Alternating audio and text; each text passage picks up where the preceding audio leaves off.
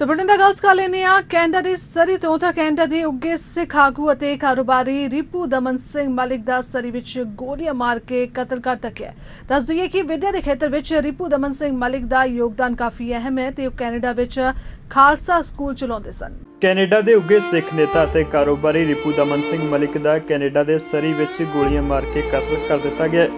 ਉਹਨਾਂ ਦਾ ਸਰੀ BC ਦੇ industrial plaza ਵਿੱਚ ਕਾਰੋਬਾਰੀ ਦਫ਼ਤਰ ਸੀ, जिस दे बाहर उन्होंने स्थानक समय अनुसार तकरीबन 9:30 बजे सवेरे अपनी कार विच बैठिया नूं गोली मार दी गई, जिस विच उन्होंने एक गोली गर्दन विच लगी, जिस कारण वो जख्मी हो गए ते उन्होंने इलाज लई हस्पताल विच लिजाया गया, जिथे डॉक्टर ने उन्होंने मृतक ऐलान दिता। प्रत्यक्षदर्शी ने इस घटना बारे की कहा, आओ सुनते हैं। मैं सवेरे जो काम ते आया अराउंड 9:33 की गल आ। सो आई हर्ड अ शॉट्स। मैं देखा तो उत्थे ऑलरेडी कार च सी ते मैनूं पहला लगा कि जिद्दां जो उन्हां दी बेटी भज गए कि जिद्दां नॉर्मली हार्ट अटैक आया समथिंग इदा कोई चीज़ ना, पर फिर मैं देखा शीशे टुटे सी। सो मैं गया उन्हां दी हेल्प की ते उन्हां दे इक्को ही गोली वजी सी नैक ते। सो आई पुल्ड हिम आउट, उन्हां नूं आपां चुक के ते साइड ते पैलेट ते रखिया। He was alive. मैं 15 मिनट उन्हां लगे रहा। सो मैं 3-4 बारी पल्स चैक की उन्हां दी, ही वॉज अलाइव। फिर नाल ही पुलिस आ गई। उस तो बाद 20-25 मिनट बाद एंबूलेंस आई। जे इकट्ठे आए थे फिर मे भी बच जाते। कितनी गोलियां चलियां सी? 3 सी, 3 शॉट्स। रिपू दमन सिंह मलिक के पुत्र जसप्रीत सिंह मलिक ने एक फेसबुक पोस्ट राही अपने पिता के मारे जाने की पुष्टि की है।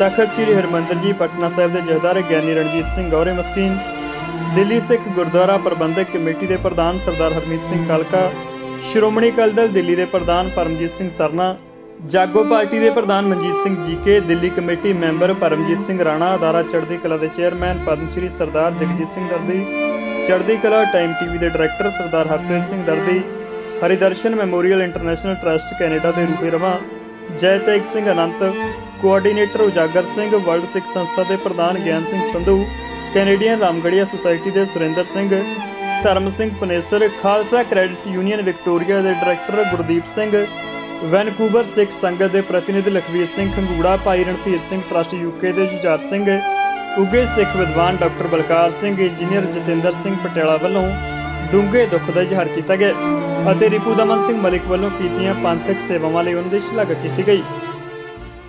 बहुत ही दर्दनाक और अफसोस वाली खबर सरदार रिपू दमन सिंह मलिक उन्होंने जिस तरीके दे नाल कल एसैसिनेट किया गया और इहो ਜਿਹੇ शख्स जिन्हें हमेशा मानवता की सेवा की गल की और लगातार पिछले कई सालों तो कई दहाकियां तो कैनेडा की धरती के उत्ते रह के ਜਿਹੜੇ इत्थों इमिग्रेंट्स जाते सी उन्हां ਦੀਆਂ सहायता करनियां। पहला हिस्सा सिख जिन्हें खालसा क्रेडिट बैंक जिहड़ा उत्थे बनाया आ कैनेडा दे विच ਉਹਦੇ ਵਿੱਚ और जिथे उन्हां बहुत वड्डा रोल सी। नाल जिहड़े खालसा स्कूल उत्थे बनाए गए जिथे बच्चों नूं उत्थे गुरमत दे नाल जोड़िया जाता है। ऐसे शख्स नूं अचानक एफओ जी मौत आ जानी, उन्होंने एसैसिनेट करना मैं समझदा बहुत वड्डी शर्मनाक गल है और उन्होंने लोगों लई जिन्हां ने इस वारदात नूं अंजाम दिता।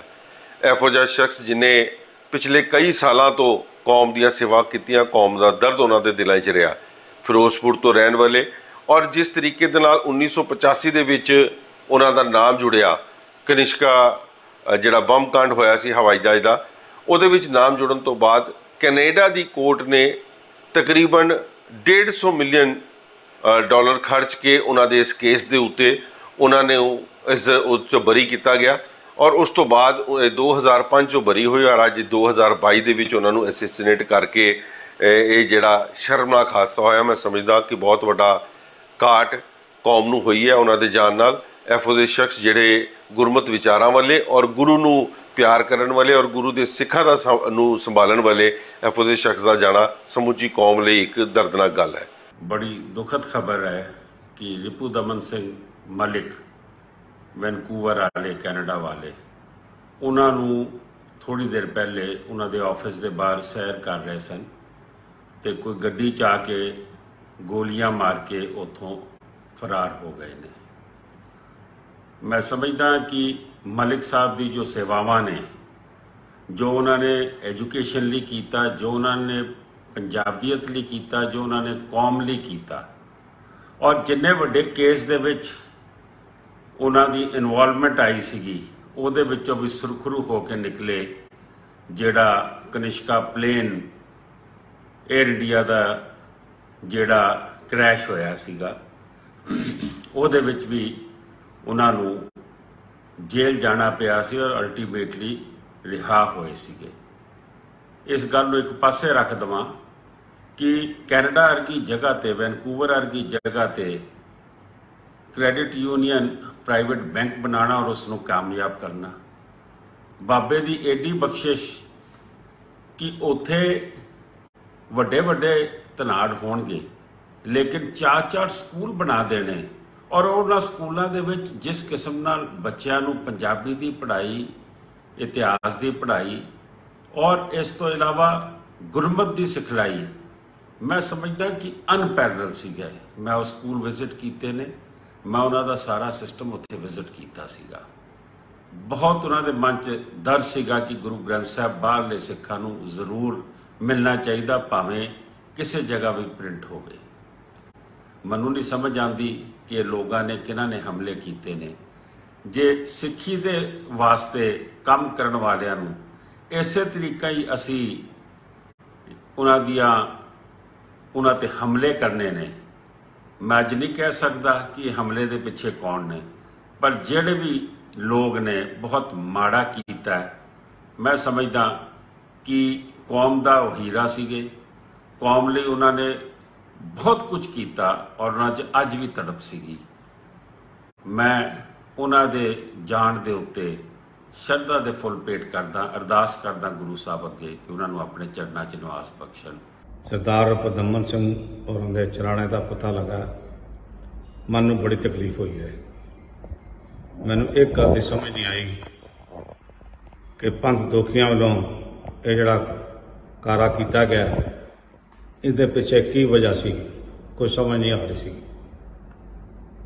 मैनू तो एक बहुत किसी नाल वैर विरोध रखने वाला शख्सियत नहीं सी लगती। किसी ने कोई गल कही है, सत बचन कह के मन लिया। बेशक गुरु ग्रंथ साहब जी दी पीड़ा छापण संबंधी उत्थे गल चली सी। उन्होंने कहा जी उत्थे कम होना चाहिए, महाराज के स्वरूप सारे मिलने चाहिए, पर यह नहीं है कि किनू सेवा देनी है श्रोमणी कमेटी ने, किनू नहीं देनी। ये जी शख्सियत का जाना कौम के लिए बहुत बड़ा नुकसान होया और आने वाले समय मैं नहीं समझ भी ये घाटा किवें पूरा होएगा। मैं समुचे परिवार प्रति अपनी हमदर्दी प्रगट करता ते उस काल फरके अरदास करता कि इस नेक रूह नूं अपने चरनां 'च निवास बख्शण और परिवार नूं भाना मनण दा बल बख्शण। ਕੈਨੇਡਾ ਦੀ ਧਰਤੀ ਤੋਂ ਇੱਕ ਬਹੁਤ ਹਿਰਦਿਆਂ ਨੂੰ ਠੇਸ ਪਹੁੰਚਾਉਣ ਵਾਲੀ, ਕਸ਼ਟ ਦੇਣ ਵਾਲੀ ਖਬਰ ਪਹੁੰਚੀ ਹੈ, ਜਿਸ ਵਿੱਚ ਸਰਦਾਰ ਰਿਪੂ ਦਮਨ ਸਿੰਘ ਮਲਕ ਜੀ ਦੇ ਕਤਲ ਦਾ ਸਮਾਚਾਰ ਪ੍ਰਾਪਤ ਹੋਇਆ, ਜੋ ਡਾਢਾ ਦੁਖਦਾਈ ਹੈ। ਸਰਦਾਰ ਰਿਪੂ ਦਮਨ ਸਿੰਘ ਮਲਕ ਜੀ ਨੇ ਸਿੱਖ ਕੌਮ ਵਾਸਤੇ ਅਤੇ ਕੈਨੇਡਾ ਦੇ ਨਿਵਾਸੀਆਂ ਵਾਸਤੇ ਬਹੁਤ ਵੱਡੇ ਐਜੂਕੇਸ਼ਨ ਦੇ ਪ੍ਰਬੰਧ ਕੀਤੇ, ਜਿਨ੍ਹਾਂ ਵਿੱਚ ਸਤਨਾਮ ਐਜੂਕੇਸ਼ਨ ਟਰਸਟ ਦਾ ਜ਼ਿਕਰ ਉਚੇਚਾ ਹੈ।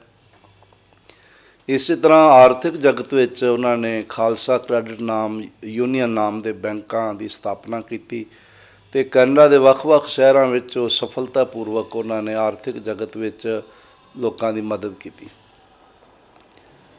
ਸੰਨ 1985 ਵਿੱਚ ਉਹਨਾਂ 'ਤੇ ਕਨਿਸ਼ਕ ਹਵਾਈ ਹਮਲੇ ਦਾ ਦੋਸ਼ ਵੀ ਲੱਗਿਆ, ਜਿਸ ਦਾ ਲੰਬਾ ਕੇਸ ਚੱਲਣ ਤੋਂ ਬਾਅਦ ਕੈਨੇਡਾ ਦੀ ਫੈਡਰਲ ਅਦਾਲਤ ਨੇ ਉਹਨਾਂ ਨੂੰ ਦੋਸ਼ ਮੁਕਤ ਕੀਤਾ, ਬਾਇਜ਼ਤ ਬਰੀ ਹੋਏ। ਲੱਗਦਾ ਹੈ ਉਹਨਾਂ ਦੀਆਂ ਇਹ ਚੜ੍ਹਦੀ ਕਲਾ ਅਤੇ ਹੋਰ ਕੀਤੀਆਂ ਹੋਈਆਂ ਘਾਲਣਾ ਅਤੇ ਉਹਨਾਂ ਦਾ ਵਿਸ਼ੇਸ਼ ਮਾਣ ਸਨਮਾਨ ਇੱਕ ਬਜ਼ੁਰਗਵਾਰ ਸ਼ਖਸੀਅਤ ਸੀ। ਕੋਈ 75 ਸਾਲ ਉਹਨਾਂ ਦੀ ਇਸ ਵੇਲੇ ਉਮਰ ਸੀ। 1947 ਵਿੱਚ ਉਹਨਾਂ ਦਾ ਜਨਮ ਹੋਇਆ ਸੀ। ਤੋ ਇਹ ਲੱਗਦਾ ਜਿਹੜੇ ਦੋਖੀ ਲੋਕ ਨੇ ਉਹਨਾਂ ਨੂੰ ਰਾਸ ਨਹੀਂ ਆਇਆ।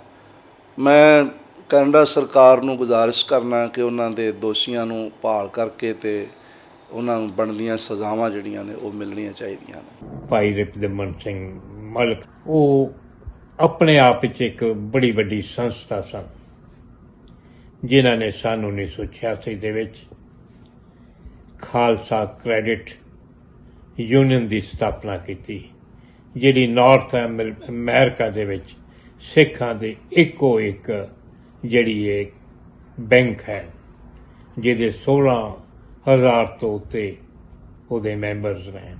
ਔਰ ਇਹ ਜਿਹੜਾ ਬੈਂਕ ਹੈ ਔਰ 5-6 ਸ਼ਹਿਰਾਂ ਦੇ ਵਿੱਚ ਉਹਦੀਆਂ ਵੱਖ-ਵੱਖ ਬ੍ਰਾਂਚਾਂ ਨੇ। ਔਰ ਇਹ ਹੀ ਰਿਪੁਦਮਨ ਸਿੰਘ ਮਲਿਕ ਸਨ ਜਿਨ੍ਹਾਂ ਨੇ 1986 ਵਿੱਚ ਹੀ ਖਾਲਸਾ ਸਕੂਲ ਦੀ ਸਥਾਪਨਾ ਕੀਤੀ, ਔਰ ਜਿਹਦੇ ਇਸ ਵਕਤ ਖਾਲਸਾ ਸਕੂਲ ਦੀਆਂ 3 ਬ੍ਰਾਂਚਾਂ ਨੇ। ਔਰ ਖਾਲਸਾ ਸਕੂਲ ਦੇ ਵਿੱਚ ਹਜ਼ਾਰਾਂ ਬੱਚਿਆਂ ਨੂੰ ਆਪਣੇ ਵਿਰਸੇ ਤੇ ਵਿਰਾਸਤ ਨਾਲ ਰਿਪੁਦਮਨ ਸਿੰਘ ਮਲਿਕ ਨੇ ਜੋੜਿਆ। ਰਿਪੁਦਮਨ ਸਿੰਘ ਮਲਿਕ ਬਾਣੀ ਤੇ ਬਾਣੇ, ਗੁਰੂ ਗ੍ਰੰਥ ਤੇ ਗੁਰੂ ਪੰਥ ਨੂੰ ਸਮਰਪਿਤ ਸਨ, ਔਰ ਇੱਕ ਪਰਉਪਕਾਰੀ ਸੁਭਾਅ ਦੇ ਔਰ ਬੜੇ ਹਲੀਮੀ, ਨਿਮਰਤਾ, ਨਿਮਾਨਤਾ ਦੇ ਪੁੰਜ ਸਨ। ਉਹ ਵਿਦਿਆ ਦਾ ਜੋ ਉਹਨਾਂ ਨੇ ਪ੍ਰਸਾਰ ਕੀਤਾ ਇਹ ਸਾਰੇ ਸੂਬੇ ਦੇ ਵਿੱਚ, ਜਿਹਨੂੰ ਸੁਨਹਿਰੇ ਅੱਖਰਾਂ 'ਚ ਲਿਖਿਆ ਜਾਏਗਾ। ਸਰਦਾਰ ਰਿਪੁਦਮਨ ਸਿੰਘ ਮਲਿਕ ਜਿਨ੍ਹਾਂ ਨੇ ਕੌਮ ਵਾਸਤੇ ਔਰ ਕੌਮ ਦੀ ਆਉਣ ਵਾਲੀ ਜਨਰੇਸ਼ਨ ਵਾਸਤੇ ਬਹੁਤ ਵੱਡੇ ਕੰਮ ਕੀਤੇ ਹਨ, ਚਾਹੇ ਬੈਂਕ ਖੋਲ੍ਹੇ ਹੋਣ, ਚਾਹੇ ਸਕੂਲ, ਕਾਲਜਸ, ਹੋਰ ਗੁਰਮਤਿ ਕਲਾਸਾਂ, ਗੁਰਮਤਿ ਦੇ ਵਿੱਚ ਬੱਚਿਆਂ ਨੂੰ ਐਜੂਕੇਟ ਕਰਨਾ। ਅੱਜ ਅਲਫਾਜ਼ ਥੋੜੇ ਪੈ ਗਏ, ਸ਼ਬਦ ਥੋੜੇ ਪੈ ਗਏ ਹੈ। ਇੱਕ ਐਸੀ ਰੂਹਾਨੀ ਰੂਹ, ਇੱਕ ਐਸੀ ਸ਼ਖਸੀਅਤ ਜਿਸ ਨੂੰ ਮਿਲ ਕੇ ਇੱਕ ਸੰਤ ਵਰਗਾ ਪਰਛਾਵਾਂ ਮਿਲਦਾ ਸੀ। ਮੈਨੂੰ ਬੜਾ ਨਜ਼ਦੀਕੀ ਹੋਣ ਦੇ ਨਾਲ ਉਹਨਾਂ ਨਾਲ ਮੌਕਾ ਮਿਲਿਆ, ਉਹਨਾਂ ਨਾਲ ਗੱਲਬਾਤ ਕਰਨ ਦਾ ਮੌਕਾ ਮਿਲਿਆ। ਔਰ ਪਿਛਲੇ ਦਿਨੇ ਹਜੂਰ ਸਾਹਿਬ ਵੀ ਉਹਨਾਂ ਨੇ ਕਾਰ ਸੇਵਾ ਲਈ। ਅੱਜ ਮੈਨੂੰ ਲੱਗਦਾ ਨਹੀਂ ਕਿ ਮੇਰੇ ਕੋਲ ਕੋਈ ਸ਼ਬਦ ਨੇ ਕਿ ਮੈਂ ਉਹਨਾਂ ਵਾਸਤੇ ਦੱਸਾਂ ਜਾਂ ਉਹਨਾਂ ਬਾਰੇ ਬੋਲਾਂ। ਪੂਰਾ ਸਿੱਖ ਕਮਿਊਨਿਟੀ, ਪੂਰੀ ਕੌਮ ਔਰ ਪੂਰਾ ਵਰਲਡ ਉਹਨਾਂ ਦੀਆਂ ਸੇਵਾਵਾਂ ਨੂੰ ਜਾਣਦਾ ਹੈ। ਜਿਸ ਤਰੀਕੇ ਨਾਲ ਵੀ ਉਹਨਾਂ ਤੇ ਹਮਲਾ ਹੋਇਆ ਔਰ ਉਸ ਵੇਲੇ ਆਪਣੇ ਆਫਿਸ ਦੇ ਬਾਹਰ ਸੈਰ ਕਰ ਰਹੇ ਸਨ ਔਰ ਕਹਿੰਦੇ ਵੀ ਇੱਕ ਬ੍ਰਸਟ ਮਾਰਿਆ ਉਹਨਾਂ ਨੇ, ਉਹਨੂੰ ਬਸ 8 ਗੋਲੀਆਂ ਦਾ ਕਿ 10 ਗੋਲੀਆਂ ਦਾ, ਇਹ ਹੁਣ ਅਗਲੇ ਪਤਾ ਲੱਗੇਗਾ। ਪਰ ਐਸੀ ਰੂਹਾਨੀਅਤ ਰੂਹ, ਐਸੀ ਗੁਰੂ ਸਾਹਿਬ ਦੇ ਨਾਲ ਨਾਮ ਬਾਣੀ ਨਾਲ ਜੋੜਨ ਵਾਲੀ ਰੂਹ, ਬੱਚਿਆਂ ਨਾਲ ਐਜੂਕੇਟ ਕਰਨੇ, ਗੁਰਮਤਿ ਕੈਂਪ ਲਗਾਉਣੇ, ਜਿਹੜੀ ਕੌਮ ਨੂੰ ਹਮੇਸ਼ਾ ਕੁਝ ਨਾ ਕੁਝ ਦੇਣ ਦੀ ਸੋਚ ਰੱਖਣ ਵਾਲੀ ਜਿਹੜੀ ਸ਼ਖਸੀਅਤ ਸੀ, ਅੱਜ ਕੌਮ ਨੂੰ ਬਹੁਤ ਵੱਡਾ ਘਾਟਾ ਹੋਇਆ ਔਰ ਇਹ ਘਾਟਾ ਕਦੀ ਨਹੀਂ ਪੂਰਾ ਹੋ ਸਕਦਾ। ਜ਼ਿਕਰਯੋਗ ਹੈ ਕਿ ਰਾਇਲ ਕੈਨੇਡਾ ਮਾਊਂਟਡ ਪੁਲਿਸ ਇਸ ਨੂੰ ਟਾਰਗੇਟਡ ਕਿਲਿੰਗ ਦਾ ਮਾਮਲਾ ਦੱਸ ਰਹੀ ਹੈ। ਪੁਲਿਸ ਮੁਤਾਬਕ ਉਹਨਾਂ ਨੂੰ ਮੌਕੇ ਉੱਪਰ ਮੁੱਢਲੀ ਸਹਾਇਤਾ ਦਿੱਤੀ ਗਈ ਪਰ ਉਹ ਬਚਾਏ ਨਾ ਜਾ ਸਕੇ। ਪੁਲਿਸ ਦਾ ਇਹ ਵੀ ਕਹਿਣਾ ਹੈ ਕਿ ਘਟਨਾ ਵਾਲੀ ਥਾਂ ਦੇ ਨੇੜੇ ਹੀ ਇੱਕ ਸ਼ੱਕੀ ਵਾਹਨ ਨੂੰ ਕੁਝ ਹੀ ਪਲਾਂ ਬਾਅਦ ਅੱਗ ਲਗਾਈ ਗਈ। ਪੁਲਿਸ ਘਟਨਾ ਵਿੱਚ ਵਰਤੇ ਗਏ ਇੱਕ ਹੋਰ ਵਾਹਨ ਅਤੇ ਸ਼ੱਕੀਆਂ ਦੀ ਤਲਾਸ਼ ਕਰ ਰਹੀ ਹੈ। ਜ਼ਿਕਰਯੋਗ ਹੈ ਕਿ ਰਿਪੁਦਮਨ ਸਿੰਘ ਮਲਿਕ ਕੈਨੇਡਾ ਦੇ ਸਿੱਖ ਭਾਈਚਾਰੇ ਵਿੱਚ ਨਾਮੀ ਹਸਤੀ ਸਨ। ਉਹ ਸਾਲ 1972 ਵਿੱਚ ਕੈਨੇਡਾ ਆਏ ਸਨ। ਉਹਨਾਂ ਨੇ ਸਾਲ 1986 ਵਿੱਚ ਖਾਲਸਾ ਕ੍ਰੈਡਿਟ ਯੂਨੀਅਨ ਅਤੇ ਖਾਲਸਾ ਸਕੂਲ ਦੀ ਸਥਾਪਨਾ ਕੀਤੀ। ਖਾਲਸਾ ਸਕੂਲ ਹੁਣ ਕੈਨੇਡਾ ਦੇ ਸਭ ਤੋਂ ਵੱਡੇ ਗੈਰ ਸਰਕਾਰੀ ਸਕੂਲ ਨੇ। ਰਿਪੁਦਮਨ ਸਿੰਘ ਮਲਿਕ ਸਾਲ 1985 ਦੇ ਜੂਨ ਦੇ ਮਹੀਨੇ ਦੀ 23 ਤਰੀਕ ਨੂੰ ਵਾਪਰੇ ਏਅਰ ਇੰਡੀਆ 182 ਬੰਬ ਧਮਾਕੇ ਵਿੱਚ ਮੁੱਖ ਮੁਲਜ਼ਮ ਸਨ। ਰਿਪੁਦਮਨ ਸਿੰਘ ਮਲਿਕ ਨੂੰ ਕੈਨੇਡਾ ਦੇ ਬ੍ਰਿਟਿਸ਼ ਕੋਲੰਬੀਆ ਸੂਬੇ ਦੀ ਸੁਪਰੀਮ ਕੋਰਟ ਨੇ ਸਾਲ 2005 ਵਿੱਚ ਸਾਜ਼ਿਸ਼ ਅਤੇ ਕਤਲ ਦੇ ਇਲਜ਼ਾਮਾਂ ਤੋਂ ਬਰੀ ਕਰ ਦਿੱਤਾ ਸੀ।